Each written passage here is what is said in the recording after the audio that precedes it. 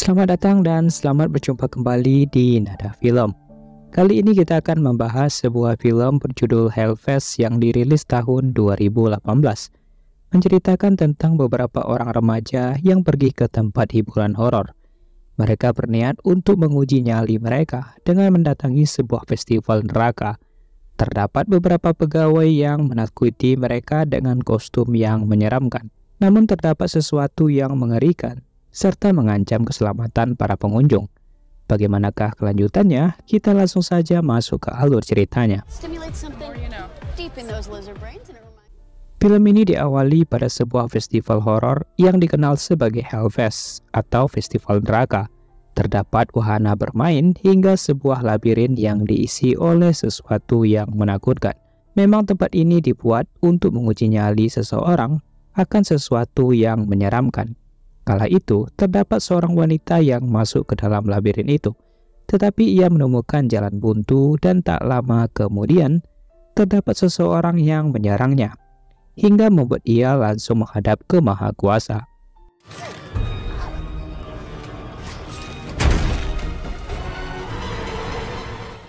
Beberapa tahun kemudian setelah kejadian itu, terdapat seorang wanita bernama Natalie.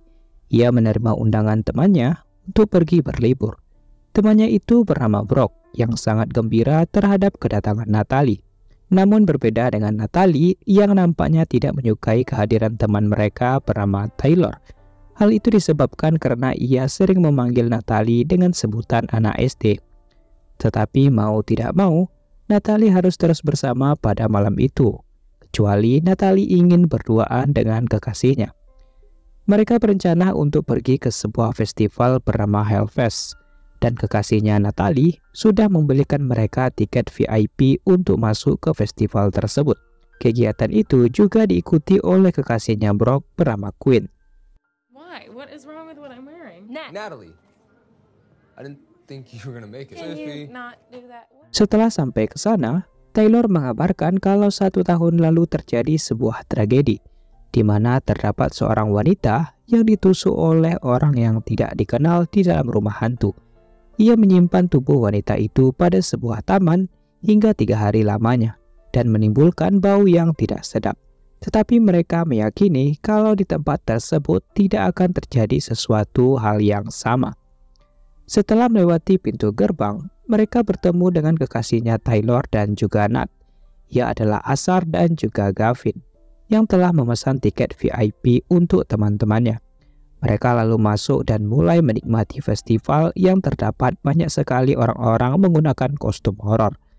Namun dari banyaknya orang-orang yang datang, terdapat seseorang yang nampaknya mencurigakan. Walaupun ia masuk secara legal, tetapi pria itu terlihat tidak sedang menikmati festival, melainkan ingin melakukan sesuatu.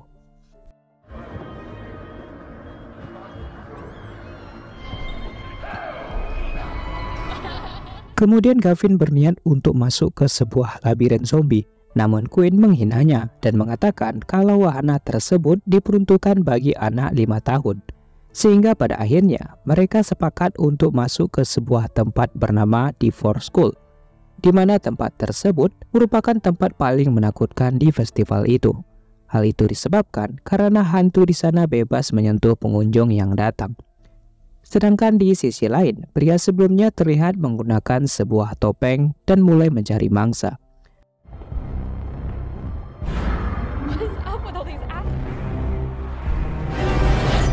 Saat itu Gavin mengatakan, semakin takut diri kita, maka hantu di sana akan semakin mengganggunya.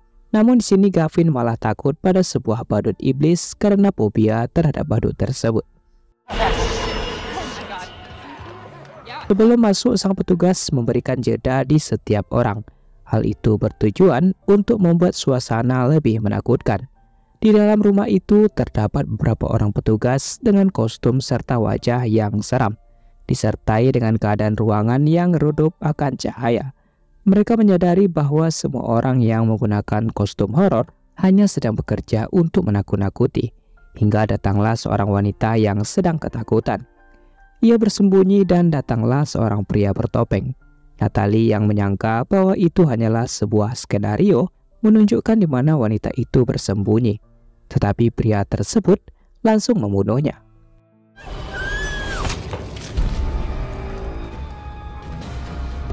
Natalie kemudian mengatakan hal itu kepada teman-temannya. Tetapi teman-temannya mengatakan kalau semua di tempat itu hanyalah sebuah rekayasa yang terlihat nyata. Tetapi ketika akan meninggalkan tempat tersebut, Natalie sempat melihat pria bertopeng itu beberapa kali. Dan sepertinya ia sedang mengikuti dirinya.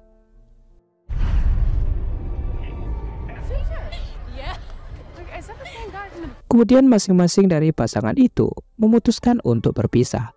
Nat dan Gavin memutuskan untuk memainkan sebuah permainan lempar gelang. Tetapi setelah menghabiskan $50, Gavin tidak mendapatkan satupun hadiah. Berbeda dengan temannya yang lain yang berhasil mendapatkan hadiah dan diberikan kepada pacar mereka masing-masing.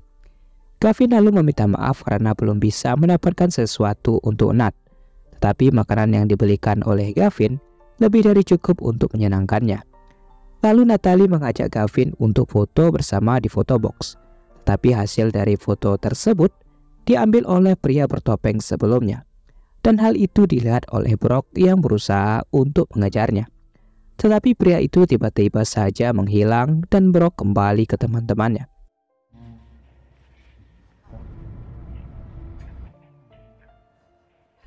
Kemudian mereka memutuskan untuk pergi ke Deadland. Tetapi di sini Gavin meminta mereka untuk pergi duluan. Hal itu disebabkan karena Gavin ingin membelikan Natalie sebuah boneka. Tetapi ia hanya mengatakan kepada Quinn. Quinn pun tersenyum dan akan menunggu Gavin pada antrian Deadland. Ternyata Gavin kembali ke permainan lempar gelang sebelumnya. Ia meminta belas kasihan sang petugas untuk meminta satu saja boneka. Karena ia telah kehabisan $50 untuk permainan itu. Tetapi sang petugas tetap menolak karena tidak sesuai dengan SOP yang berlaku. Karena tidak mendapatkan boneka itu secara legal, Gavin berniat untuk mengambilnya di dalam gudang penyimpanan. Walaupun Gavin mendapatkan boneka tersebut, tetapi ia berjumpa dengan pria bertopeng sebelumnya. Menyangka bahwa pria itu merupakan salah satu petugas, Gavin meminta fotonya yang diambil. Namun sebelum meninggalkan tempat itu, terjadi sesuatu kepada Gavin.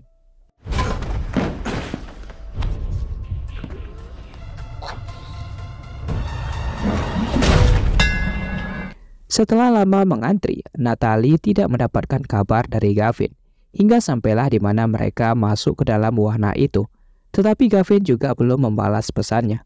Karena telah masuk ke sana, Natalie mau tidak mau harus menaiki kereta tersebut sendirian dan berharap Gavin menunggunya di luar.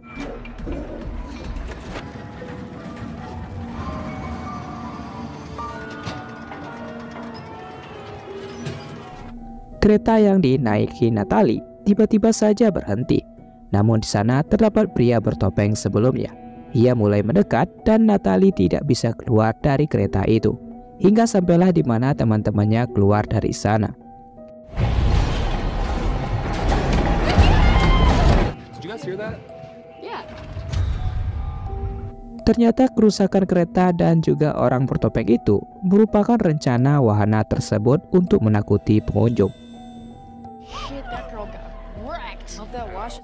Melihat Natalie yang masih resah dengan keberadaan Gavin, membuat Quinn mengatakan kalau Gavin sedang mencari sebuah boneka, dan itu memakan cukup waktu untuk mencarinya. Tetapi tak lama kemudian, Taylor dilarikan oleh seseorang. Namun ia dilepaskan kembali dan terdapat beberapa orang berkostum aneh membawa mereka ke suatu tempat.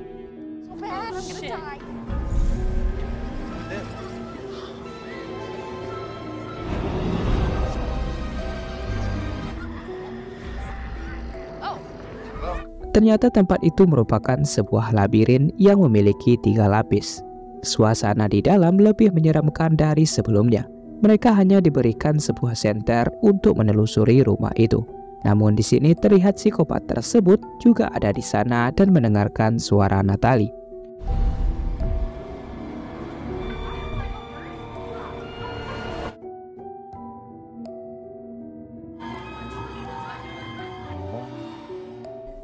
Terdapat sebuah lorong yang dikelilingi tangan-tangan manusia. Ketika melewatinya, tangan itu berusaha untuk menangkap mereka. Tetapi Brock dan Taylor lari terlebih dahulu yang membuat tembok bergeser. hingga membuat sebuah lorong lain terbuka. Kemudian Natalie yang berhasil melarikan diri masuk ke ruangan itu dan membuat ia berpisah dengan teman-temannya.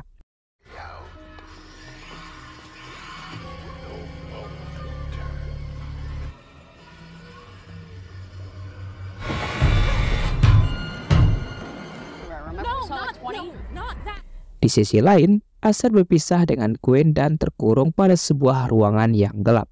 Dan tak lama kemudian, pria bertopeng itu tiba-tiba saja ada di sana, hingga menyerang Acer.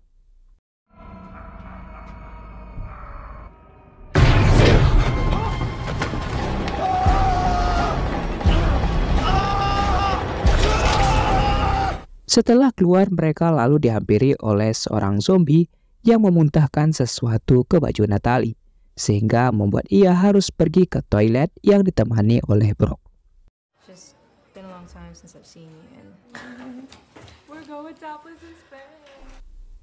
Natalie lalu masuk ke dalam toilet untuk buang air kecil. Ia kemudian mengirimkan pesan kepada Gavin dan mendengarkan notifikasi dari telepon Gavin. Natalie menyangka bahwa kekasihnya itu sedang berada di dekat toilet itu, yang membuatnya senang. Namun ternyata orang yang memegang telepon itu adalah orang yang berbeda. Kemudian Natalie berpindah pada toilet sebelahnya. Namun pria itu memegang kepalanya dan Natalie keluar dari toilet. Setelah bertemu dengan Brock, mereka membawa petugas keamanan. Tetapi di sana tidak terdapat siapapun, hingga Brock menemukan foto Natalie di toilet itu. 15 people that work in this park. It's Gavin's phone. Yeah, I think your friend Gavin is pranking you. Setelah keluar, Natalie berencana untuk segera meninggalkan festival tersebut. Tetapi Taylor sedang mengisi sebuah acara dan menjadi seorang relawan untuk sebuah pertunjukan. Tetapi itu hanyalah rekayasa semata untuk menghibur para pengunjung. You're accused of doing the devil's work. What impressive!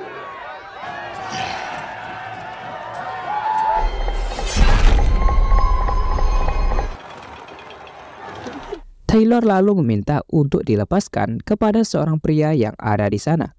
Ternyata pria itu adalah pria bertopeng sebelumnya yang menyerang Natalie. It's right. It's okay.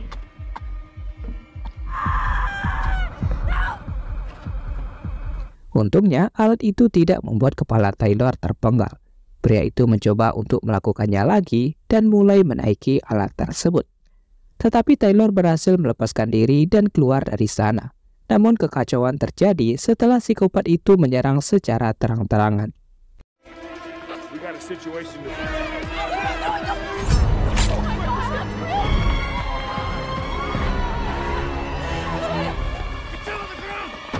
Kekacauan tersebut membuat festival itu akan ditutup sementara. Tetapi Natalie dan Brock tidak bisa keluar dari sana karena mereka menjadi incaran oleh psikopat tersebut. Kemudian mereka masuk ke dalam wahana neraka. Begitu juga dengan psikopat tersebut yang masuk ke sana. Lalu Natalie menyadari bahwa terdapat sebuah sensor yang akan membuat hantu di sana keluar. Mereka lalu melangkahinya dan masuk ke sebuah ruangan kecil, hingga mereka mengetahui bahwa psikopat itu telah melewati mereka.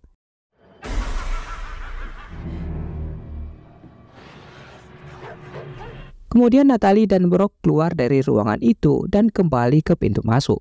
Tetapi pintu itu sudah dikunci oleh sang psikopat yang membuat mereka tidak bisa keluar. Kemudian mereka mencari jalan lain dan membawa senjata untuk melawan. Tetapi keadaan yang gelap membuat kaki Brock terkena serangan psikopat.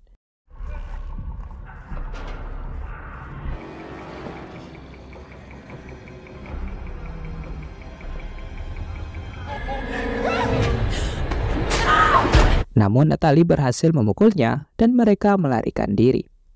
Di sebuah ruangan terdapat beberapa patung yang memakai topeng yang sama. Psikopat itu lalu mencurigai bahwa mereka bersembunyi di antara patung tersebut. Tetapi tak lama kemudian, Natalie berhasil memukulnya dan membuat Brock melarikan diri. Tetapi sayang bagi Natalie harus dipukul oleh psikopat tersebut.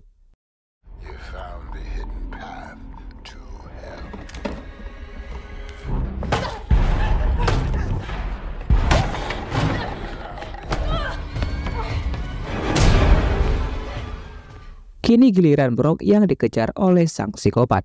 Namun tak lama kemudian, Natalie muncul di salah satu ruangan.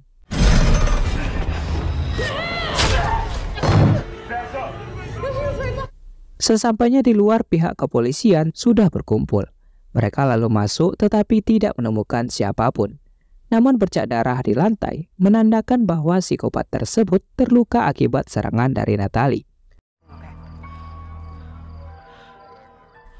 Kemudian adegan berpindah pada seorang yang kembali ke rumah. Ia ternyata psikopat tersebut yang memiliki bermacam-macam topeng di lemari. Dan pria itu juga memiliki seorang anak perempuan hingga film pun selesai. Daddy, you're home. Baiklah, mungkin itu saja yang dapat kita bahas di dalam film ini. Jangan lupa like, komen, dan subscribe channel ini agar kalian tidak ketinggalan pada alur cerita selanjutnya. Now leave me